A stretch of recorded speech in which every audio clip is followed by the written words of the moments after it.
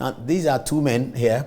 This is Samuel Kujeto Ablakwa, this is Reverend Kusi Boateng. And those of you who were listening to OB's show on Asempa this afternoon where Samuel Kujeto was talking, and I was listening to it throughout the day, even when we were doing the production, I kept an ear on that because it's a very, very disturbing story to all of us. Let's go into the details. And for now, the matter is before CHRAJ, and I'm happy that in his response, Reverend Kusi Boateng accepted and welcomed the challenge that Kujeto is sending him to the Commission for Human Rights and Administrative Justice. And he tells all of us that he will be able to establish his own innocence. I pray to God and I sincerely hope that Samuel Kujeto Ablakwa is wrong on this matter, even though I take him very seriously because the allegations that he's raising are dastardly. Let's look at them right now. Okay, so let's put Ablakwa's statement on the screen. Let's go through the statements Ablakwa. It's about the National Cathedral. And you know that I'm a cathedral fundamentalist. I've always said that. I'm still a cathedral fundamentalist. Ablakwa is suggesting that behind the cathedral, some people have been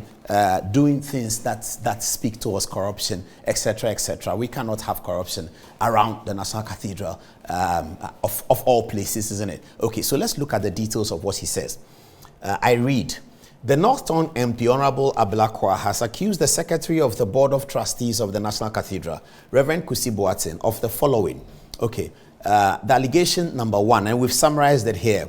Alleged fraudulent ownership of JNS Talent Company. Okay, it says that one JNS Talent Company, which Mr. Ablakwa alleges has no history of construction, received 2.6 million Ghana cedis from the National Cathedral Secretariat. He further alleges that Reverend Kusi Boateng owns this company. So what's Ablakwa saying? He's saying that as secretary to the National Cathedral project, Reverend Kusi Boateng received to himself 2.6 million Ghana cedis from the National Cathedral Secretariat. Okay, we don't know whether that's true or not, but we can get into the details and find out more. Allegation number two, the alleged use of multiple passports. Now, this is the most disturbing part, the alleged use of multiple passports. The other day when my friend, what's his name again? Vomaho changed his name. I came here and I was complaining about it. That you are one time Oliver Baka this and then your names change. And I was saying about myself that I've kept the same name from class 1 up until now. It's the same name. Paul Adom-Otchere is the only name I have. So when people are mixing their names and changing their names, you have to be suspicious of them, especially if they are presenting it publicly. When they come into public life, the name you used to know them by changes. So I've made that point already. Ablakwa is alleging that against my friend Reverend Kusi Boateng. It's very, very disturbing. He says that Reverend Kusi Boateng uses 2 passports. A normal and a diplomatic one, which is normal for many people anyway, which bear the name Kwabena Edujemfi. This name was not on the incorporation documents of the cathedral. So he says that when the cathedral was being incorporated, Reverend Kusi Boateng, presenting himself as the owner of the TNS company, used a different name to present himself in that regard. The last allegation is as follows. That when the National Cathedral of Ghana was being incorporated on the 19th of July 2019, Reverend Victor Kusi Boateng used his driving license for the registration. The said driving license bears the name Boateng Victor Kusi. Oh, but is it not the same? So Victor Kusi Boateng and Boateng Victor Kusi, that's the same, isn't it? Viewers, you can send me your text messages and then let's discuss this matter because I take a personal interest in this. Very, very disturbing, isn't it? Okay, so no, let's analyze this again. So Reverend Victor Kusi Boateng, and this one is Boateng. So Boateng cancels out Boateng, Victor cancels out Victor, and Kusi cancels out Kusi. So it's really the same name. One is arranged as Victor Kusi Boateng, and the other one is Boateng Victor Kusi. There are no compound names in there, so I'm guessing that's not a problem. But let's go on. It says, with different dates of birth captured, that's where the problem is, as 0709-1971, making him 2 years younger than what is presented in the Kwabena Edujemfi passport. I don't like that one bit. I don't like that one bit. And I sincerely hope that this is not correct. I don't like that one bit. But I'm happy that Reverend Kusi Boateng has accepted the challenge to explain these matters and even threaten legal action. So that's the end of the allegations raised. So the main focus of the allegation is not even the rearrangement of names, but it is about the change of date of birth. So that if the date of birth is the same, then that's okay. but the change of date of birth. Okay, let's get down and see what Reverend Kusi Boateng said, how he responded to this allegation. Let's get there very quickly. If you can put that on the screen for us to look at. It's very, very disturbing for us. So yes, so that's the document signed by Reverend Kusi Boateng.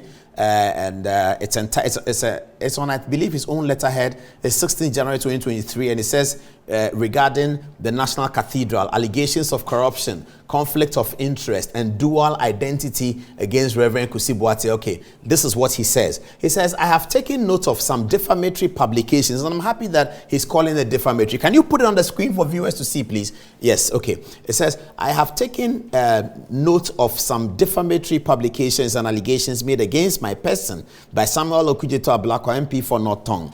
I am, he says, also informed that Mr. Ablakwa has petitioned the Commissioner of Human Rights and Administrative Justice to investigate the said allegations that he has leveled against me. He goes on. He says, I wish to assure the general public that the statements made by Mr. Ablakwa are a twisted narration of events to pursue a malicious political agenda.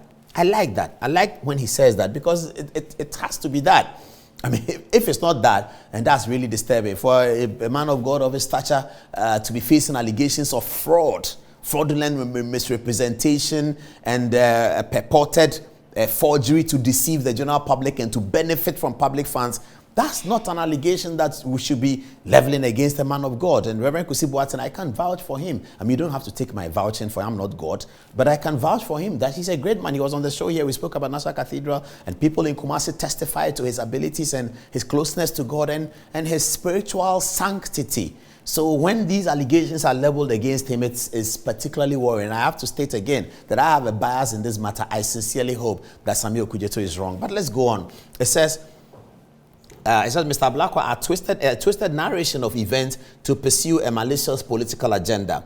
There has never been any criminal intent nor any crime committed in my dealings with the government of Ghana or the National Cathedral. He says. He finally says that I will continue to contribute my quota to the National Cathedral project and offer my services to the country to the best of my ability.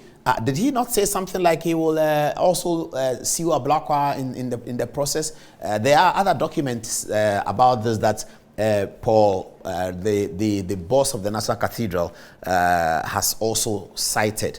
And maybe we'll get to that as well. So I'm just urging both parties that let's have calm. I sincerely hope Ablakwa is wrong.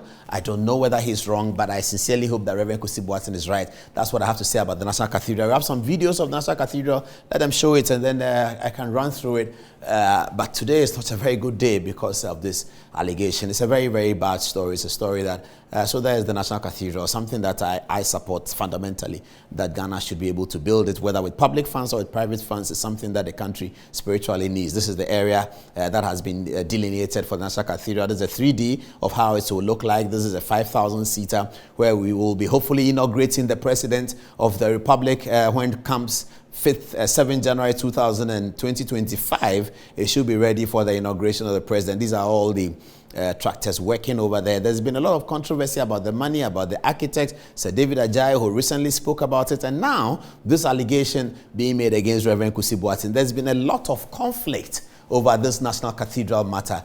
What does it mean? For some people who are spiritual, they talk about Tobias and all of those who opposed the building of the cathedral in the time of Nehemiah, and they say that there are some of them, they are modern day. This is how beautiful the cathedral will look. It's not just a cathedral, a place for worship or a place for church, but it's a whole enclave that is going to support our tourism industry. It's a whole enclave that is going to give us a presidential tour like you have in Washington, D.C., where on the inauguration of the president, he does a presidential tour. He goes through the House of Parliament and he goes through all of those places. And that's what people are planning will happen in Ghana. I am a fundamental supporter of the establishment of a national cathedral to the glory of God, and also to change the spiritual positioning of our country for the future. this is what the National Cathedral will look like. Now, though, these allegations have come. A lot of allegations have come that we have not spoken about because the allegations that, of course, need to be investigated. But this particular one is warring against no less a person than Reverend Kusi Boateng. So that's the area that has been heavily dug in the North Ridge area where judges used to live. Those judges have been relocated into bungalows. All of that was part of the concern. But the cathedral is going on, and as I keep saying, I am a fundamentalist supporter of the cathedral. I say very good luck to Reverend Kusi Boateng in presenting his defense. Nonetheless, this one is very, very worrying. That's our first story for today.